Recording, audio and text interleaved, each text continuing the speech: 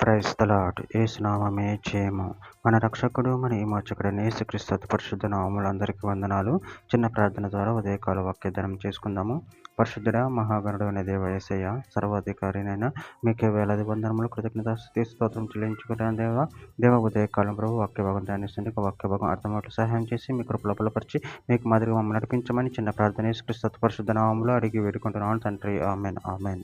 ప్రకటన గ్రంథం 3వ అధ్యాయం 12వ వచనము. జయించువాని నా దేవుని ఆలయంలో ఒక స్తంభముగా చేసేదను, అందులో నుండి వాడు ఇక మీదట ఎన్నటికి వెలుపలికి పోడు. మరియు నా దేవుని పేరును పరలోకంలో నా దేవుని యొద్ద నుండి దిగి వచ్చుచున్న నూతనమైన యెరూషలేమును నా దేవుని పట్టణపు పేరును నా క్రొత్త పేరును వాని మీద రాసేదను. ఆమె దేవుడి వాక్య భాగం దీవించును గాక. ప్రభునందు ప్రియులారా, ఇక్కడ వాక్య భాగంలో గమనించినట్లయితే జయించువాని నా దేవుని ఆలయంలో ఒక స్తంభముగా చేసేదను, అందులో నుండి వాడు ఇక మీదట ఎన్నటికి వెలుపలికి పోడు. మరియు నా దేవుని పేరును పరలోకములో నా దేవుని యొద్ద నుండి దిగి వచ్చుచున్న నూతనమైన యెరూషలేమును నా దేవుని పట్టణపు పేరును నా క్రొత్త పేరును వాని మీద రాసేదను.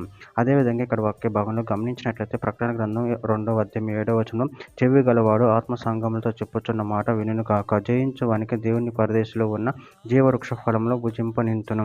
ప్రకటన గ్రంథం 17వ అధ్యాయం 14వ వచనం, మీరు గొర్రెపిల్లతో యుద్ధం చేతురు గాని గొర్రెపిల్ల ప్రభువులకు ప్రభువును రాజులకు రాజునై ఉన్నందునను తనతో కూడా ఉండిన వారు పిలువబడిన వారే ఏర్పరచబడిన వారై నమ్మకమైన వారే ఉన్నందున ఆయన ఆ రాజులను జయించును.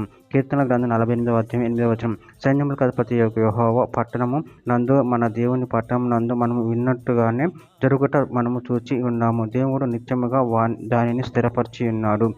కీర్తనల గ్రంథం 65వ అధ్యాయం 4వ వచనము, నీ ఆవరణములలో నివసించినట్లు నువ్వు ఏర్పరచుకుని చేర్చుకున్నవాడు ధన్యుడు. నీ పరిశుద్ధాలయము చేత నీ మందిరములోని మేలు చేత మేము తృప్తి పొందిదము.